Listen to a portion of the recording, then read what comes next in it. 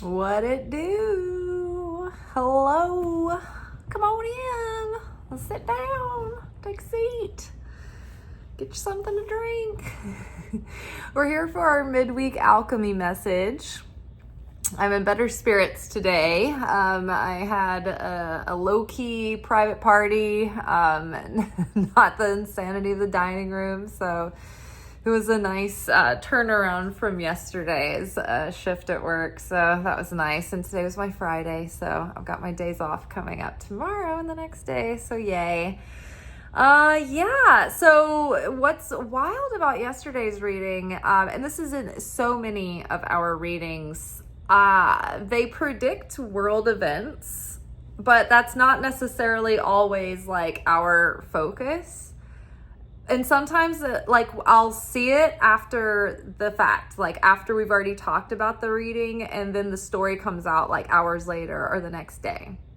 So I'll grab the cards so you guys can see this.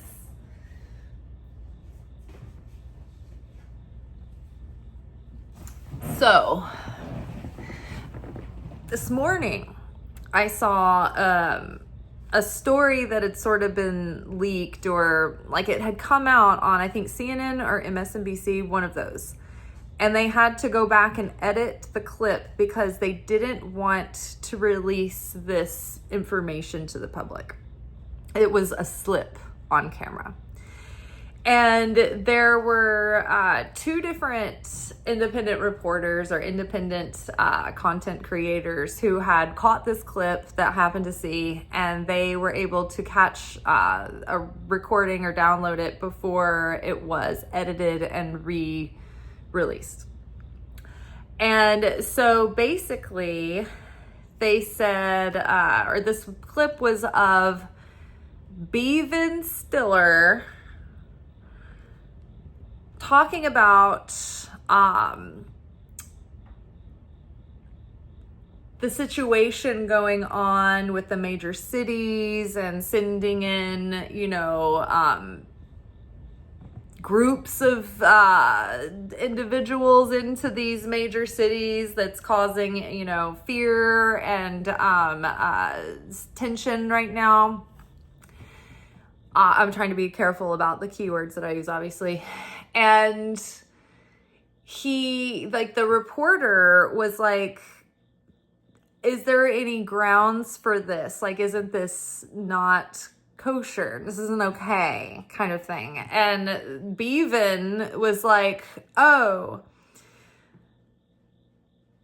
the resident has this word that he used, and it wasn't a word that the public would necessarily catch on to, but ex-veterans know what this means, and people who know about the law know what it means. And so they were explaining that it means that someone has absolute power, like a king. And then he realized that he wasn't supposed to let that slip, that was the attitude coming from headquarters. And so he totally froze up, like not for a pregnant pause, but like for an extended period of time. He was like this. So much so that the reporter was like, Beavis, did we lose you? Beavis, are you there? And so it was like he was frozen in horror that he had slipped and cracked and let it slide, essentially. And so the commenter was like, yeah, so it's like the masks are off, right? And so I think it's interesting that we had the mask card yesterday that we talked about, the masks coming off, and the King of Swords.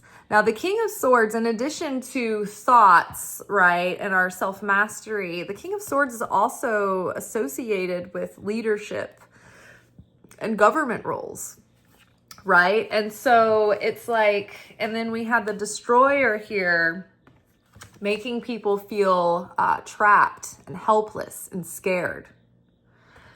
All because mask comes off and shows their real position, what they think, right? So it's so weird. Like there have been times over the last few years that I've noticed this. Like and sometimes it'll come out subliminally, and I don't even realize it until the next day. Like for instance, when Queen Elizabeth died, when I looked at my photo composition for that day, I had gone through my foreign coins, and it was before she died. It was like the day before. I'd gone through my foreign coins, and I found all my English pounds, and I used those. And it was like the Queen was like sort of the theme of that picture. And it was just like, oh my gosh. And the next day, all that happened. I was like, oh my God. Giselle Bundchen and Tom Brady's divorce. The day before they announced that, or maybe even hours before they announced it, I had used this picture of Giselle, and it was with the card Lilith, the feminine independence.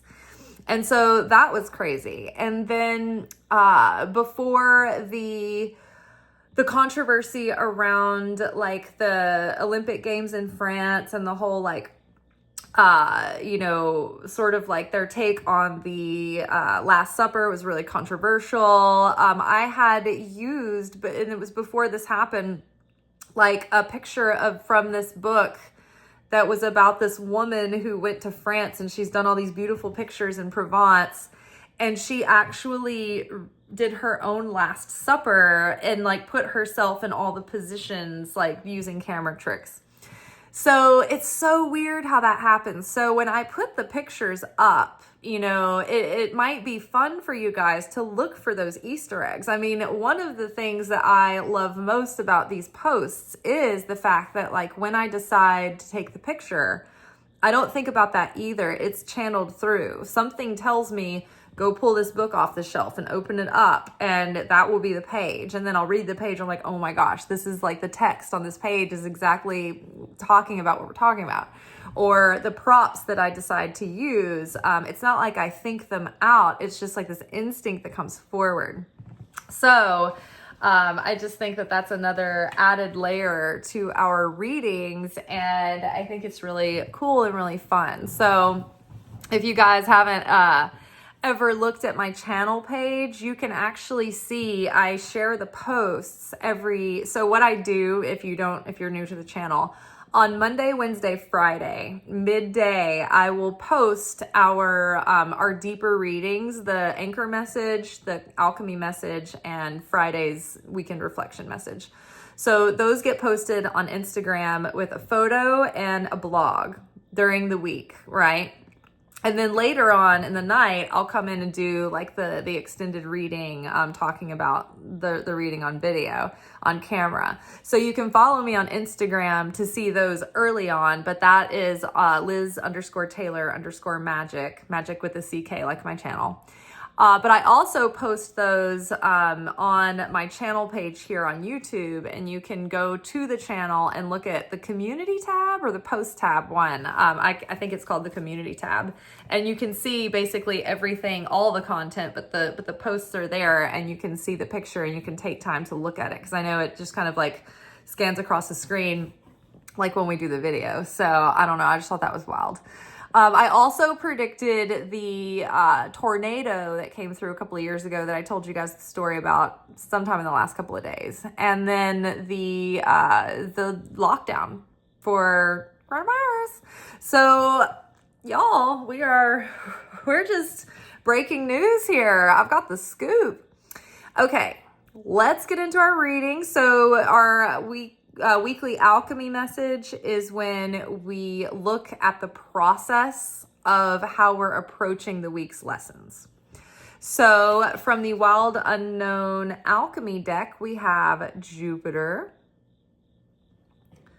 followed by Chiron, and followed by Blood.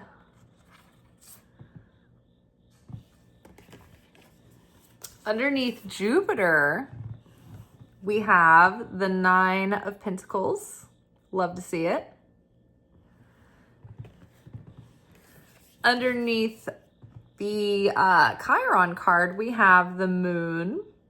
Now remember, we just had our full moon in Aries, right? That kind of restarted our energy, restarted our fire, so to speak. And then underneath Blood, we have 9 of Swords.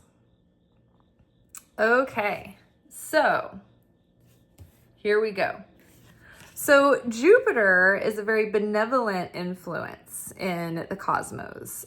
Jupiter tends to like expand what we give it. It's like we plant seeds and then Jupiter comes and fertilizes them and makes sure that we have like a plentiful harvest. So if you're making an effort and Jupiter is aspected during that time, or, positively aspected in your chart, or it's prominent in the sky and in aspects, it helps increase what you're doing.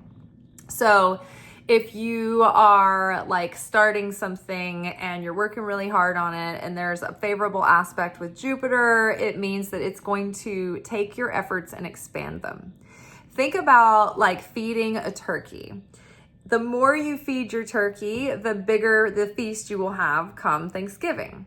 That's kind of the energy of Jupiter. It's like Jupiter will expand what you give it, but you have to give Jupiter something to expand.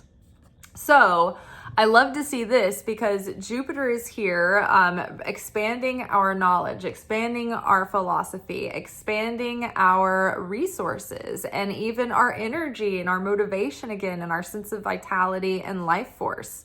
It's like a second wind, but if there's something, we were talking about yesterday, it's like during the Aries full moon discussion, I think it was yesterday, we were talking about how with the spiritual new year that just passed, or that's going on during the high holidays. So we're in the last third of the high holidays right now. This is Sukkot. This is where we turbocharge our soul for the year, if we can stay in a joyous state, which I had a much better night tonight and enjoy. And so it's time to, like, we've just had the equinox. So that's another start of a portion of the year. And then we had Aries, the Aries full moon. It was the first full moon after our eclipse season, and it is an Aries moon. So Aries is the start of the zodiac. Aries is cardinal energy, which is the starter energy. It's the catalytic energy. So, and I just saw this woman from, I think she was from Glasgow. I think she was Scottish. So, or I feel like she was Scottish. That's what her accent sounded like. So I guess she said Gaelic and not Celtic. But she was talking about a Gaelic or a Celtic tradition where in the fall is the time to plant seeds and think about what you want to do for your New Year's resolutions, not so much in the dead of winter. She was like, this is like spiritually or like mentally when the Celts, I guess, is the seed of, all of the Northern European pagan traditions. This is when they would be thinking about their New Year's resolutions, what kind of seeds they want to plant for the year to come. And then they would be thinking about them now, and they would be planting them. And then come winter solstice, that's when they would sort of release it and let it go. So the intention setting is now.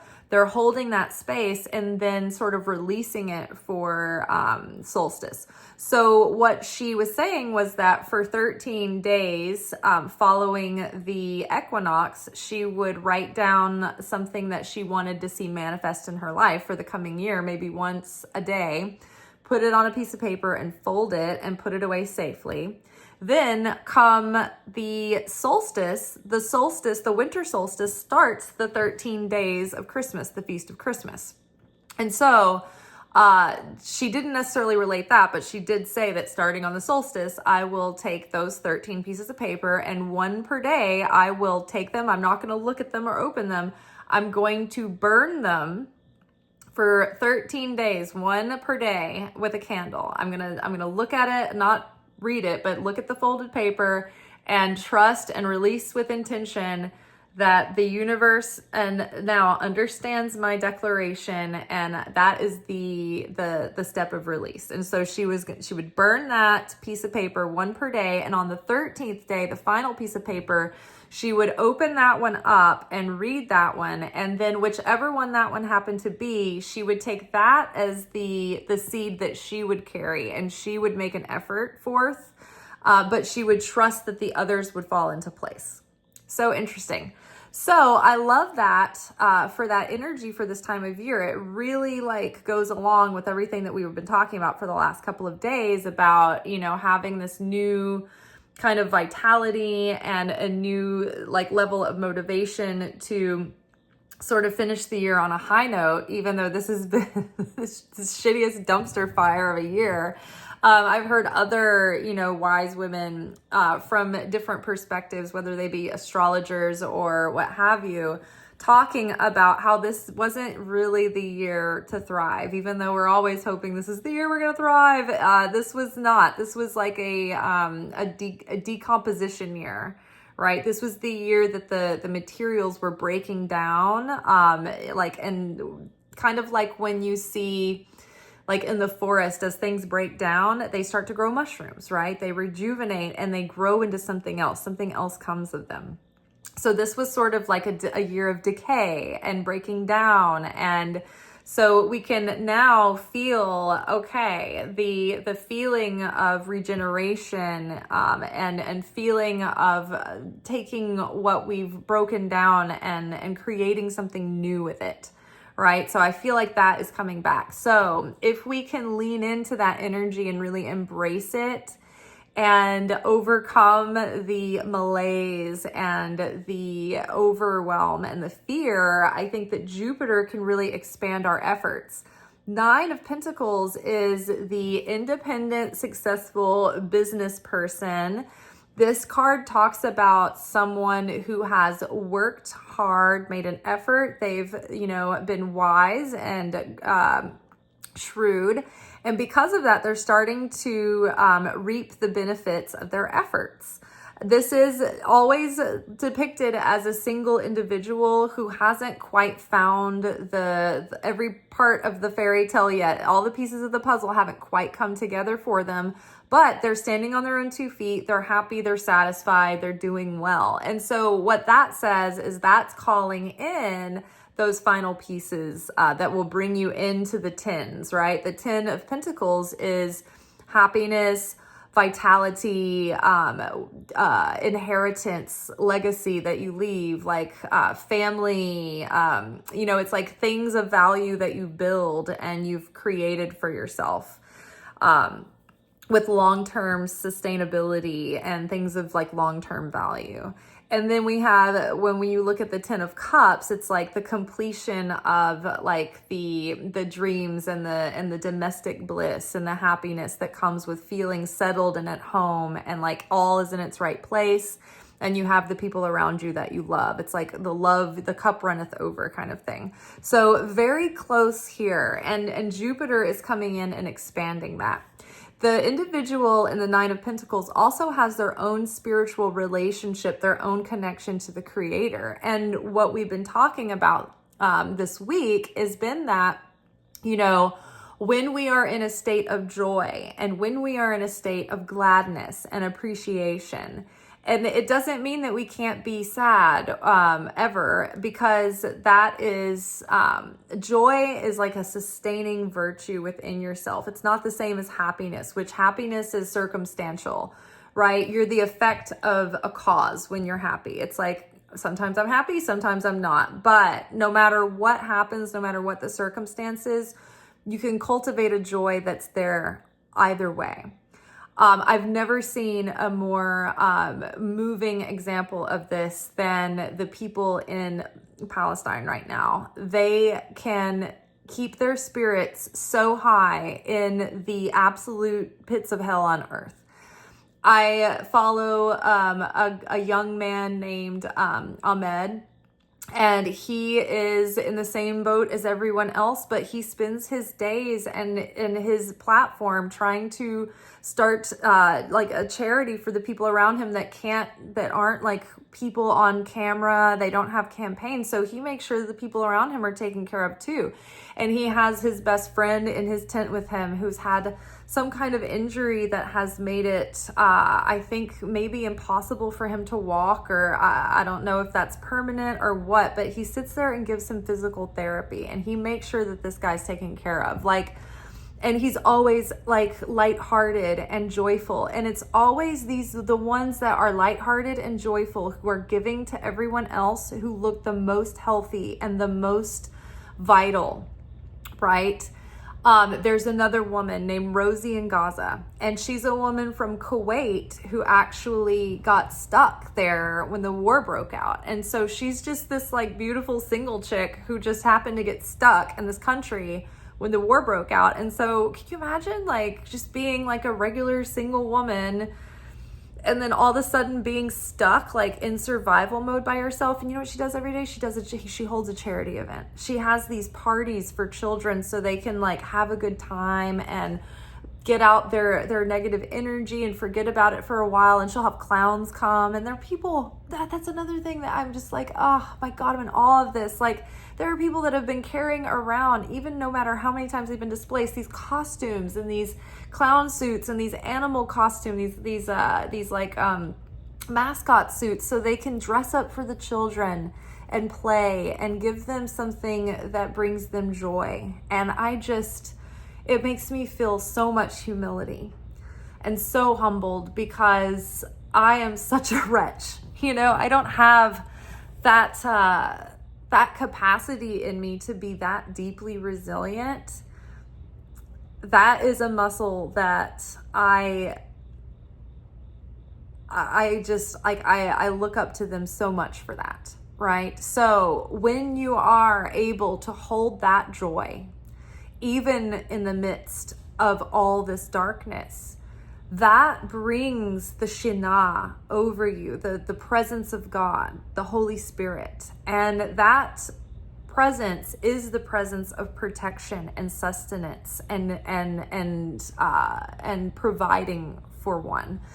So again, when we can keep that vibration, we can keep that consciousness, it keeps our connection strong to the Creator. But when we fall into despair, when we fall into anger and blame, or feeling like just destitute, judgment, criticism, it cuts off our connection to the Creator, and then we're exposed to more chaos in that sense. So even though it might seem flippant, when you're in dark times and dark situations, if you can find a moment of lightness, if you can find a way to bring laughter into the situation, it actually, like, it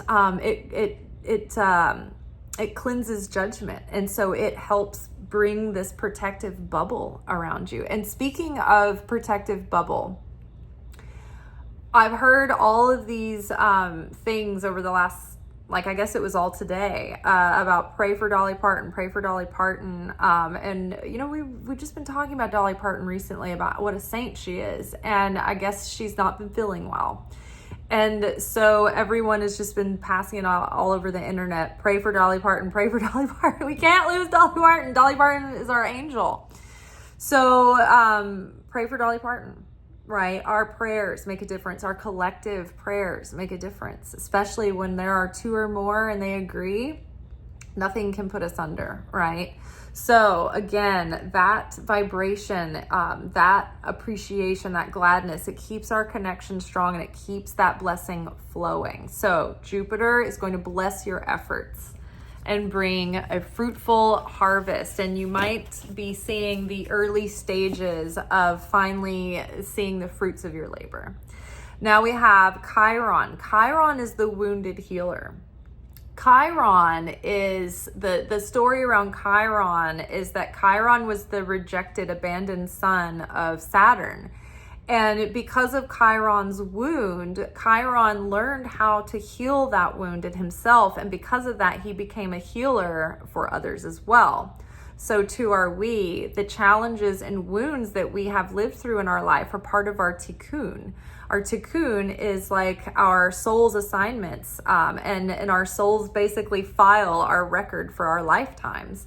And so there are certain things mapped out in our destiny for each life, you know, and the things that we go through are preordained, predestined. We have free will, but sometimes the free will comes in with, we can't control the events that are coming, because some of those are predestined. But what we can do is we have the choice of how we show up when those events happen. What consciousness do we embody when those events occur, right? So we can choose to accept the things that we have gone through, our struggles, our trials, our tribulations. And through those, we reach a point of revelation and breakthrough. And then that in itself is the rapture. That is what saves us and brings us, elevates us from the suffering, right? And so we had, in the last night's a manifestation oracle message, you are a powerful healer and people need you, that card came up. And so again, this is the same card.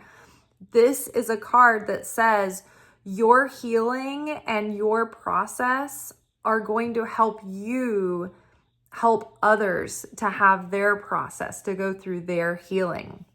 Now, what is paired with this? But that wasn't it. The moon.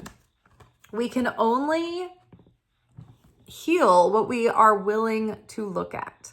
And so the moon card is about facing ourselves, going inward, having a glimpse of our subconscious when the unconscious becomes conscious, right? The moon card represents what is hidden beneath the surface, what's not obvious.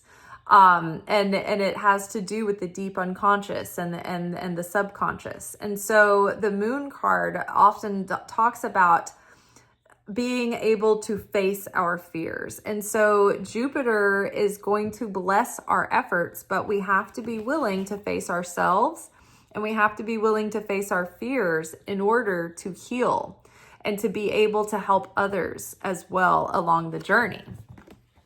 Now we have blood and we have 9 of swords.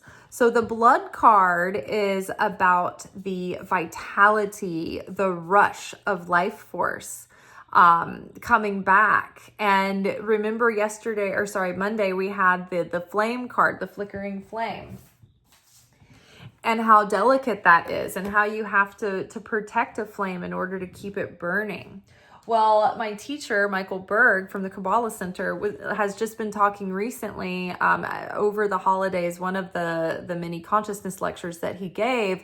He was talking about whatever we do, we should do it with intensity. We should do it with focus and fervor and passion. Don't half-ass it. Even Jesus talked about how it's better to be hot or cold, but like he can't do much with a lukewarm person, right?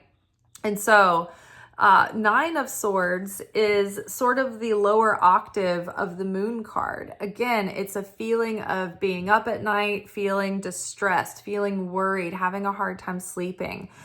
This particular card, I always feel like this person feels like all eyes are on them, like they're being watched, like they're being judged, like they're being criticized. And it's like, almost like, it's hard not to feel exposed right now and vulnerable and feeling the fear of that. But at the same time, in order to step into our purpose, we have to be willing to face that fear too and step out and be courageous. And we need to be wise, but we can't shrink away and not live into our purpose because of being so bogged down with the stresses of the world.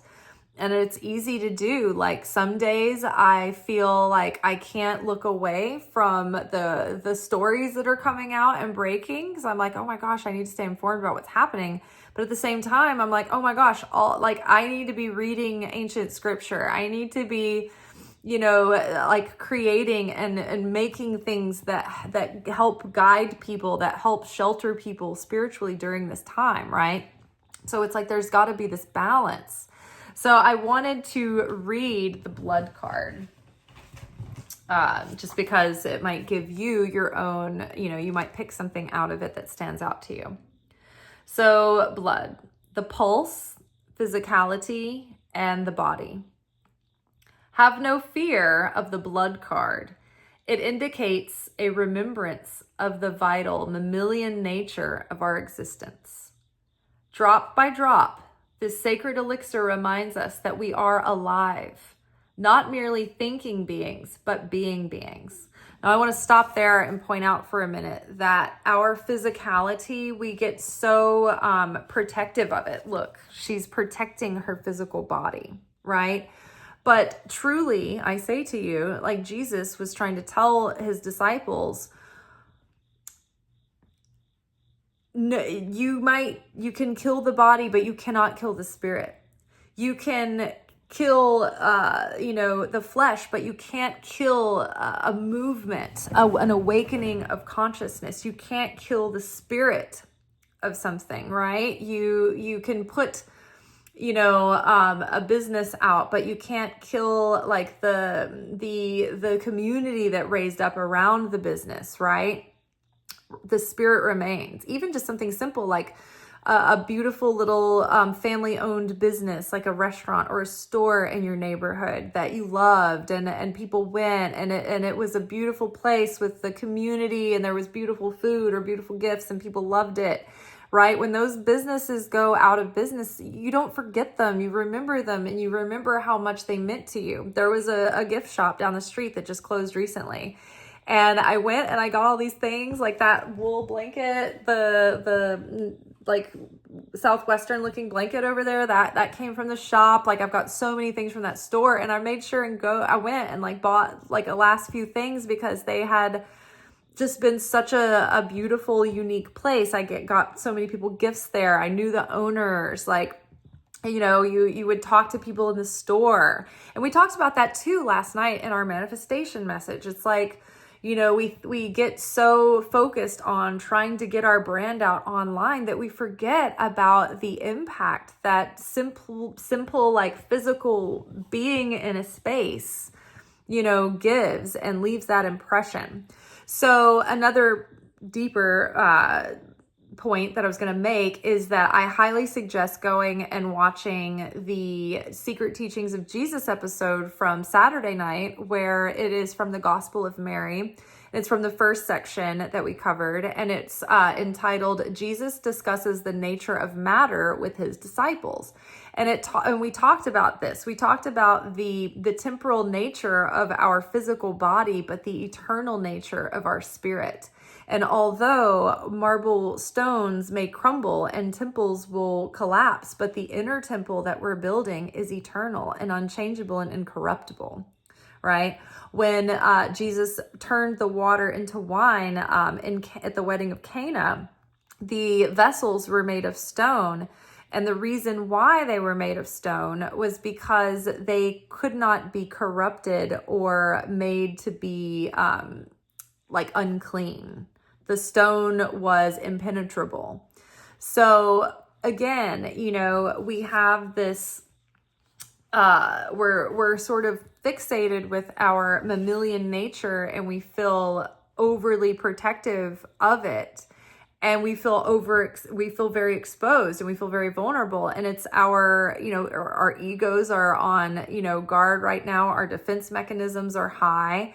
And that can send our nervous system into trauma responses. And whether they're low-level trauma responses or they're very prominent trauma responses, it's important that we nurture our body right now, and we nurture our nervous systems, and we try to find ways that can help us get grounded. Because otherwise we're spinning and we're frozen. We're in freeze mode, we're in flight mode, we're in fight mode, we're in fawn mode, we're in limerence, and we can't actually align and be present in the power of the now to fulfill the purpose that we need to serve. So in order to be good vessels, it's like we have to overcome this fear that keeps us hyper protective of our safety and our own physical well-being. So much so that it keeps us frozen and small and shrinking away, which is, what the destroyer would like. That's what the opponent wants. It doesn't want us to reveal the light of our soul. The opponent wants us to shrink, and never reveal that light. So let's continue to read the blood card. So have no fear of the blood card. It indicates remembrance of the vital, mammalian nature of our existence. Drop by drop, the sacred elixir reminds us that we are alive, not merely thinking beings, but being beings. When blood is the prima materia in the laboratory, the alchemist uses the physical body as the starting point, building a relationship to the container that houses the spirit. Through the limbs, the organs, and the cells, we witness the miracle of life, one heartbeat at a time. Eventually, the alchemist naturally partakes in practices that support and nourish the body's, nourish blood's life-giving nature. We learn to honor and protect it. In alchemy, red is the color of vitality and radiance. With this card, you've dropped into the vital realm. Sing the body's praises. So yes, so we need to take care of our body. We need to take care of our nervous system. We need to make sure that we are breathing, and that will help. And that we watch our the stress levels that we're putting on our heart. The heart is carrying a big burden right now. And so, we can send light and love into our heart space. And I know sometimes that just seems so like airy-fairy and woo-woo. And even sometimes I'm like, don't tell me to send light to my heart. But I do think that it is legitimate. And I think that is something that is real. And so even I need to send light to my heart, and I need to, focus in and send that healing light of God into that heart space. And then we need to send that light also into other places in the world, into specific places around the United States that are under a lot of pressure right now. And even to our armed forces that are forced into a situation that many of them don't want to be in. And so they're struggling too. And we need to send light to the people that are going out to the demonstrations and things, because what we need is absolute discipline to maintain absolute peace and a consciousness of love, because one false move, everything is like on a hair trigger right now. And so we have to be more disciplined than ever not to be baited into negativity, into reactive reactions, right? And it's very difficult to do so, but we have to turn everything that we're feeling right now into absolute determination to be resilient, to put that energy into how can I help the person next to me? How can I bring more goodness into the world? How can I pray for God to change the consciousness of these people and move on their hearts? There are few issues right now that align both sides of the aisle, but they are out there, and they're showing that people aren't beyond reproach. Right? They have their scruples. And so we can pray that people can change and that they can be awakened too, even though it seems unlikely and it seems way too late in the game. It's not too late. People can awaken and they can see things differently and they can come to a new understanding. And it takes effort for all of us. And so it will only help if we pray for everyone. Jesus told us, pray for our enemies as well. And, I think it was James Tallarico that brought this up the other day. He's actually the son of a pastor who's running for Congress in Texas. And I really like him. He's a real spitfire. But he said, the measure of our Christianity is not how much we love the people that we like. It's actually a measure of how much we love the people that we don't like. And so how much do you love the person that it's hard for you to love? And that is how you measure, if you're actually, being a Christian or not. So if you are loving others that are difficult to love. That is really a measure of the true measure of your heart, not when it's easy. And that's true for anything in spirituality. The light that we reveal is so much greater when whatever we're asked to do is difficult. When it's easy, it doesn't really push the needle that much on the scale. But when we overcome something that's a struggle for us, that actually reveals major light, right? Even, one of my Kabbalah teachers, David, he was pointing out that even the greatest souls that ever lived had a lot of darkness to overcome. Moses was a straight up dick for the first 80 years of his life. He had a lot of problems. He had a lot of darkness, a lot of negativity, but he was able to transform. And from the rest of his life, from 80 to the rest of his life, that's when he became the Moses that we celebrate. Right? And even then he was like, Aaron would be such a better leader than me. He's naturally so good at this. But the thing is that Aaron, yes, he was given his position, but like he wasn't given Moses' position because Aaron, like it was easy for him to be the priest. So he wasn't actually transmuting like alchemically the pile of density and darkness the same way that Moses did, right? When we come to earth, we're given this bag of density, this darkness, this sin, if you will. And it's our duty and our rent on earth to take this density, this darkness, this refuse, and transform that into light so that it is forever changed and transformed, and the darkness is completely removed from existence. You can't create matter or destroy it. You can only transform it. And so when we transform darkness like that, it moves the scale. Rather than maintaining the status quo of your goodness, it's like, yeah, the heavens want you to continue to be good if you're already good. But a person who has to overcome a struggle is revealing more light than that person who's just always pleasant and sweet and nice and naturally an angel. So for other wretches out there like me, there's hope for us after all. Where there's the greatest darkness, there is also the greatest light. So never give up on yourself. And we shouldn't give up on others either, even though sometimes it seems like pretty bleak.